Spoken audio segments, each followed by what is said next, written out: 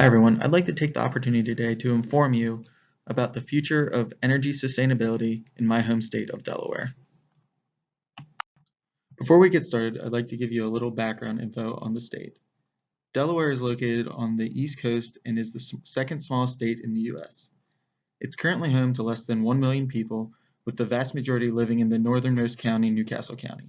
The southern two counties, Sussex and Kent, are very rural, and the state's flat landscape and temperate climate make them ideal for farming. Currently, Delaware has no production of fossil fuels as all fossil fuels consumed arrive from out of state via pipelines for natural gas, trains for coal, or shipping into the port of Wilmington for oil. A very small amount of renewable energy is produced in the state, with most of it coming from solar energy and landfill gas capture. In terms of consumption, petroleum is used mostly in automobiles and is consumed at a rate of 83 trillion BTU per year. Natural gas is used mostly for heating and electricity and is consumed at a rate of 115 trillion BTU per year. Coal is used in one single coal-fired power plant and is consumed at a rate of 8 trillion BTU per year. Renewable energy, primarily in the form of biomass, is consumed at a rate of 8 trillion BTU per year.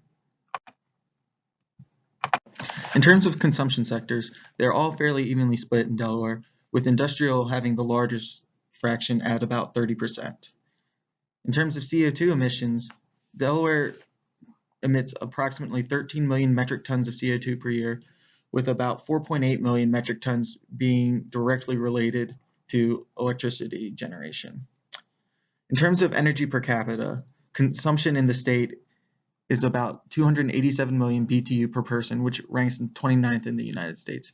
In terms of expenditure, Delaware citizens spend about $3,281 per year on energy, which comes in 28th in the US. In terms of resource evaluation, Delaware has no fossil fuel reserves. Therefore, all fossil fuels consumed in state are shipped in. Due to Pennsylvania's proximity and its status as the country's second largest natural gas producer, Delaware relies mostly on natural gas as an energy source. As you can see on the image to the left, a pipeline exists running from Pennsylvania all the way through the entire state of Delaware. While the state has yet to effectively implement them, Delaware has considerable renewable energy resources. Between corn and poultry farming in the lower two counties, biomass energy has considerable potential. On the image to the left, one can see that there is very little onshore wind energy potential. However, offshore wind energy is much more promising. Due to the rural nature of the southern portion of the state, solar power also has the potential to grow as an energy source. Delaware has certainly felt the effects of its current energy use habits.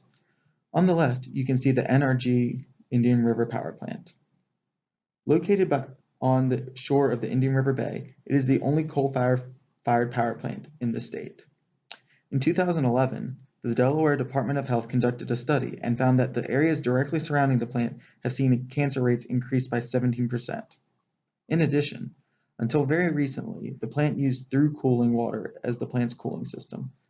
This process has had a direct correlation to the loss of fish, crabs, and other shellfish in the area in the bay. On a more macro scale, rising sea levels are a pressing concern for the state's coastal areas. Located on a peninsula surrounded by the Chesapeake Bay and the Atlantic Ocean, Delaware is an incredibly flat state, with a mean elevation of only 60 feet, the lowest in the country. In addition, the state is actually sinking a couple of millimeters each year. As a result, sea level change would have a massive effect on the state. The state relies heavily on coastal tourism, and the projected sea level rise of 18 inches to 4 feet would effectively wipe out beach resort towns like the one you see in this image. In looking to build an energy profile for 2038, the energy demand for the time needed to be projected. Currently, Delaware energy consumption rests at approximately 232.6 trillion BTU per year. To determine the future demand, population growth, tourism growth, and energy use change were considered. By 2038, the state projects a population growth of about 100,000 residents, or 10% of the current population. It also projects tourism growth of 20%, which comes out to be 20,000 additional visitors per year. Meanwhile, based on the past 30 years of data, the consumption sector breakdown is expected to stay relatively stagnant. Combining all these factors, the energy demand was projected to grow by 12% by 2038. This gives a yearly energy demand of 260 trillion BTU per year. Using the 2038 energy demand, a new energy profile for 2038 was created. Based on regulations passed in 2005, 25% of electricity generated in Delaware must come from renewable sources. Natural gas was reduced from 115 trillion BTU per year to 100 trillion BTU per year. Petroleum as an energy source was decreased from 83 trillion BTU per year to 60 trillion BTU per year. Meanwhile, coal was completely eliminated as an energy source in Delaware.